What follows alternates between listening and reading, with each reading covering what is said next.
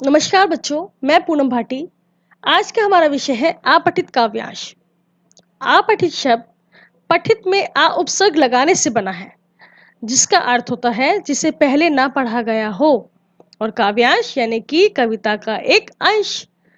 अपठित काव्यांश का पूर्ण अर्थ हुआ यानी काव्य यानी कविता का एक ऐसा अंश जिसका पहले कभी अध्ययन ना किया गया हो, वही अपठित काव्यांश कहलाता है। बच्चों, इससे पहले भी मैं एक वीडियो बना चुकी हूँ अपठित गद्यांश के संदर्भ में। अगर आपने वो वीडियो नहीं देखी है तो प्लेलिस्ट में जाके उस वीडियो को देखें, जिससे कि आपको अपठित गद्यांश को हल करते समय किसी भी परेशानी का सामना ना करना पड़े। आइए अब हम आगे बढ़ते हैं। अपठित काव्यांश को हल करने के चरणबद्ध तरीके इस प्रकार हैं, यानी कि किन स्टेप्स को हमें फॉलो करना चाहिए जब हम अपठित काव्यांश को हल करें। पहला देखिए, दिए गए काव्यांश को 2-3 बार ध्यान पूर्वक पढ़कर उसके मूल भाव को भली भांति समझना चाहिए। दूसरा पॉइंट देखें, काव्यांश में दिए गए महत्वपूर्ण संदर्भों को यानी कि जो भी महत्वपूर्ण पंक्तियां आपको दिखाई दें, उन्हें अंडरलाइन यानी कि रेखांकित करना चाहिए, जिससे प्रश्नों को हल करने में आसानी होगी।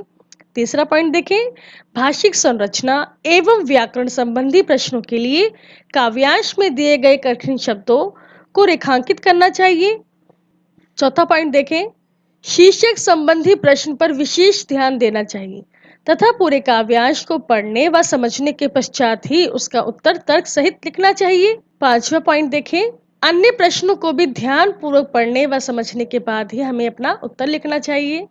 काव्यांश में प्रयुक्त अलंकार, रस, छंद आदि भाषी बिंदुओं को गंभीरता से हल करना चाहिए।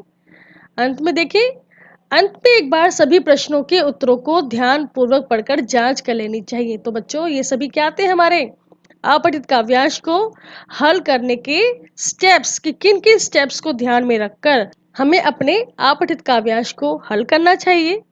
अब आगे देखते हैं, अपठित काव्यांश के प्रश्नों को हल करते समय कौन सी बातें हैं जो मुख्य रूप से ध्यान में रखनी चाहिए। देखें, पहला देखिए पॉइंट, काव्यांश के भावार्थ यानी मूल भाव को उचित प्रकार से समझना चाहिए तथा प्रश्नों के उत्तर काव्यांश में ही ढूंढने चाहिए। दूसरा देखें, कवि के विचारों को ध्यान में रखकर ही प्रश्नों के उत्तर देने चाहिए, यानी कि कवि उन पंक्तियों के माध्यम से क्या बात कहना चाहता है, उन्हीं विचारों को ध्यान में रखकर ही अपने प्रश्नों का उत्तर दे।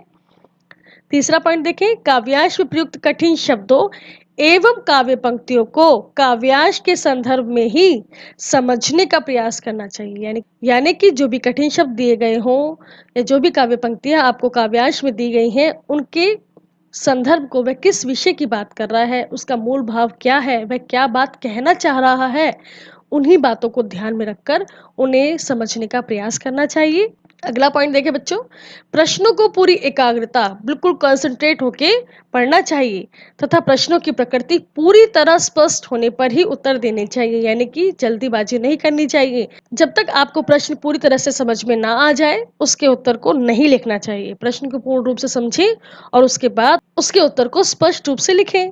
पांचवा पॉइंट देखें, भाषा संबंधी उत्तर देते समय विशेष सावधानी बरतनी चाहिए। अगला पॉइंट देखें, भाषा सरल होनी चाहिए व सहज होनी चाहिए। बच्चों, अपठित काव्यांश का उद्देश्य आखिर है क्या? कि अपठित काव्यांश हमें क्यों परीक्षा में या कक्षा में दिया जाता है, क्यों हमें इसका निरंतर अभ्यास कराया जाता है, उसके पीछे क्या उद्देश्य छिपा हुआ है, आज हम उस उद्देश्य को जानेंगे। पहला देखें, काव्यांश का उद्देश्य क्या है? काव्य पंक्तियों में प्रयुक्त शब्दों के अर्थों को जानना, भाव को समझना, विश्लेषण करना, काव्य सौंदर्य को समझना, भाषा शैली को समझना, उसको पहचानना आदि में छात्रों की क्षमता को परखना पहला महत्वपूर्ण उद्देश्य है।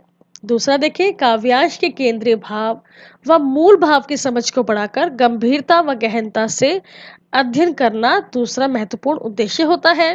तो बच्चों, आपने जाना कि काव्यांश का उद्देश्य क्या है।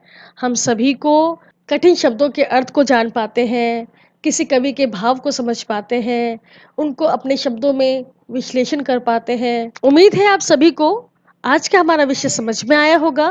धन्यवाद।